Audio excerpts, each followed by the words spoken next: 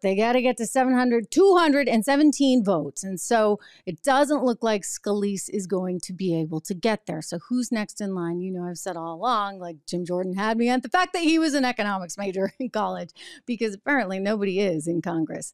It's really rather remarkable. You get a lot of lawyers, but not a lot of business people, not a lot of people with an economics background. I actually think you really, really need the business and economics. You know why?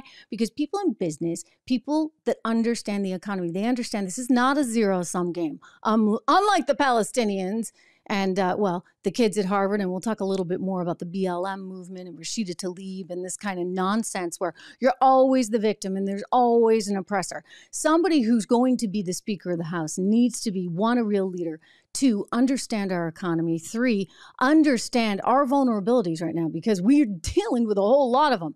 Let's be very frank, right? Including the border. Finally, New York City is realizing, ooh, that border kind of is a problem, right? Because we don't have the money to pay for all these people. And Chicago is realizing that border is a problem. These are very liberal places, kind of waking up, just like Martha's Vineyard once woke up too, right? So whoever becomes the Speaker of the House has to be able to take a lot of these things on, has to be able to lead. And that's a challenging thing to do, especially when you have so many people in so many different directions. Some of the other names out there have been Tom Emmer, as well as Kevin Hern out of Oklahoma. But of course, Jim Jordan might be the front runner. And, you know, we talk about Donald Trump as well. Would Donald Trump take that on? As I have said, he's very clearly set on trying to get back into the Oval Office. But maybe he would try it, maybe for 100 days, as Steve Bannon has suggested, just with the idea that he's going to come in, swoop in, try and get everybody on the same page together. He certainly, I think, would happily take a red pen to that, all the money that's being spent, and really question whether we need to be spending all that money in all those different places. So the speakership, that's up for grabs. What we want to make sure of course, obviously, is that it's not going to go to Hakeem Jeffries, right? The Democrat. I don't think we actually have to worry about that, but I do think that they've got to come to some kind of consensus. Donald Trump was supposed to be there this week, but, you know, we're knocking on Friday tomorrow. Doesn't look like that's going to happen. He was going to make a speech. Just a lot of things going on, right? A lot of moving parts, given everything that's been happening there in Israel.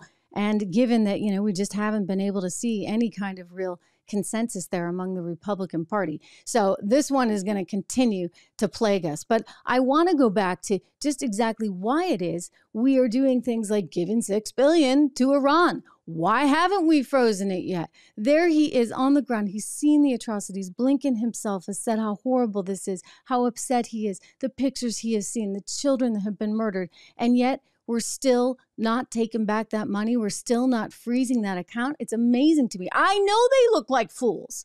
Total, absolute fools. They have egg all over their face there in the Biden administration, much like, you know, McCain actually predicted they would.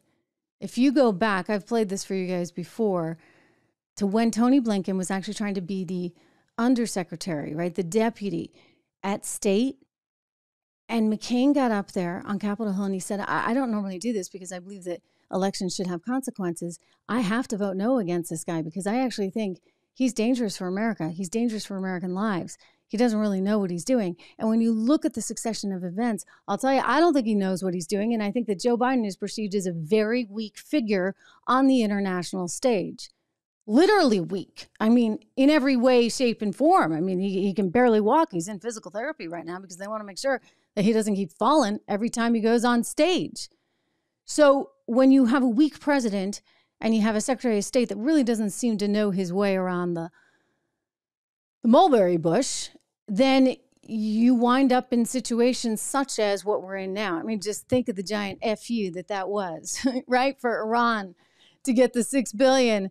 And then they're like, haha, they greenlit this attack. I mean, it's disgusting. It's absolutely, positively disgusting, but speaks volumes about how the world is seeing us. And I think that should be of real concern.